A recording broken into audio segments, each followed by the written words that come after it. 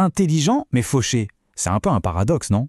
Comment des gens hyper brillants peuvent se retrouver en galère d'argent? C'est exactement la question qu'on va décortiquer aujourd'hui. Franchement, cette citation, elle tape en plein dans le mille. On a tous en tête quelqu'un comme ça. Une intelligence bluffante dans un domaine précis, mais côté finance, c'est pas les mêmes histoires. Ça montre bien qu'être un génie ne garantit absolument pas la richesse. Ok, voilà le programme. On va se pencher sur 5 pièges mentaux bien précis dans lesquels les esprits les plus vifs ont tendance à tomber et surtout, on va voir comment les éviter. C'est parti.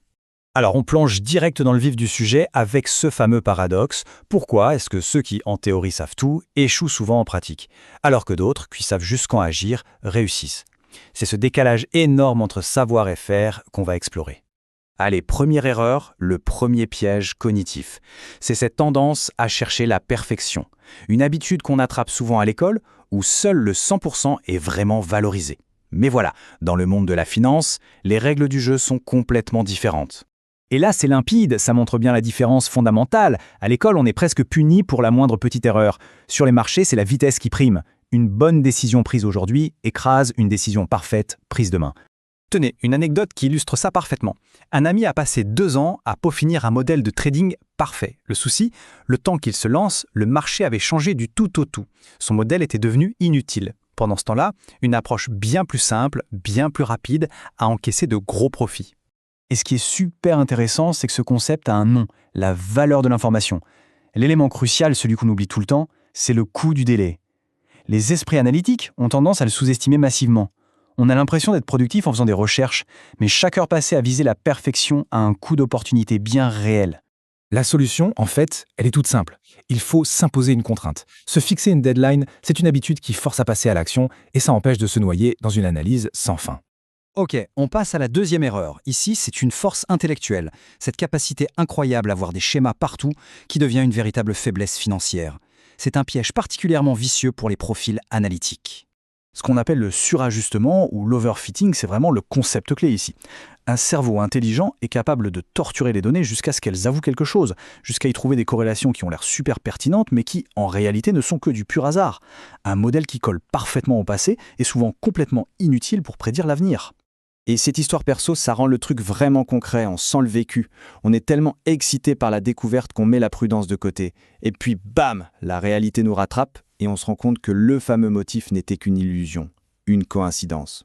Et attention, ce n'est pas juste une histoire isolée, ces données le prouvent. Sur plus de 112 000 portefeuilles analysés, le résultat est sans appel. Les stratégies compliquées ont moins bien marché que les stratégies simples. En gros, plus on complique, plus on risque de suranalyser et plus on risque de perdre. Alors, comment on fait pour contrer ça? En fait, il y a une question toute simple à se poser. Cette question, elle sert de garde-fou. Elle nous force à envisager que ce qu'on a trouvé, c'est peut-être juste de la chance, rien de plus. Bon, troisième erreur, et là, on va s'attaquer à un mythe. Un des conseils financiers les plus connus au monde. Parce que non, la diversification, ce n'est pas toujours la meilleure chose à faire. Le critère de Kelly. Oubliez la formule compliquée pour une seconde. C'est avant tout un modèle mental hyper puissant pour savoir comment calibrer ses paris. Le message est simple, quand on a un gros avantage, un edge, comme on dit, il faut parier gros. Si l'avantage est faible, le pari doit rester petit. Ce graphique, il est super parlant. La diversification, au fond, c'est une assurance contre l'ignorance. Si on n'a pas d'avantage particulier, alors oui, c'est logique de répartir le risque. Mais si on a identifié une opportunité en or, la diluer dans un portefeuille diversifié, c'est une erreur. Donc pour résumer, le point crucial, c'est d'avoir une grille de décision claire. Il faut être brutalement honnête avec soi-même sur l'avantage qu'on pense avoir. Le pire, c'est souvent de faire un peu tout ou d'investir un petit peu partout, sans aucune conviction forte. Allez, erreur numéro 4. On va voir comment notre propre mémoire peut nous jouer des tours. C'est le fameux biais d'ancrage. Et les gens qui ont une bonne mémoire pour les chiffres, eh bien ils sont particulièrement vulnérables à ça.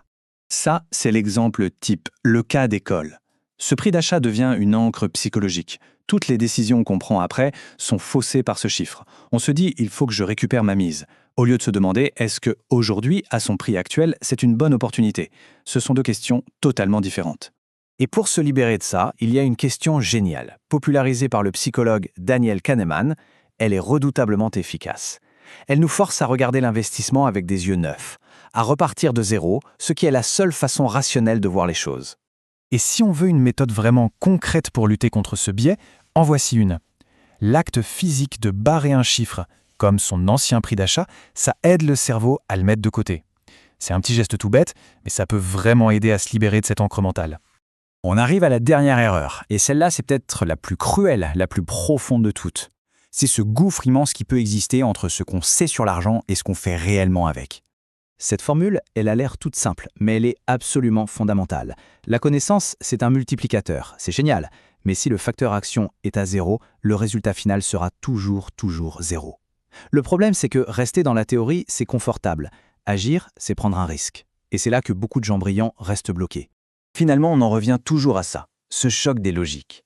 L'école nous forme à être des experts, à décortiquer, à chercher la précision absolue. Mais le marché, lui, récompense la vitesse, l'action, le fait d'avoir à peu près raison, mais au bon moment. Les règles du jeu ont totalement basculé. Et ça nous amène à la conclusion, le principe qui rassemble tout ce qu'on vient de dire. L'idée, ce n'est pas de jeter son intelligence à la poubelle, bien sûr, mais de l'utiliser différemment. Simplifier au maximum, se concentrer sur l'essentiel, et surtout, agir. C'est ça la clé pour que le savoir se transforme enfin en résultat. Et on termine sur cette dernière image, un véritable appel à l'action. Parce qu'au bout du compte, l'unique chose qui fait le pont entre savoir et avoir, c'est de faire.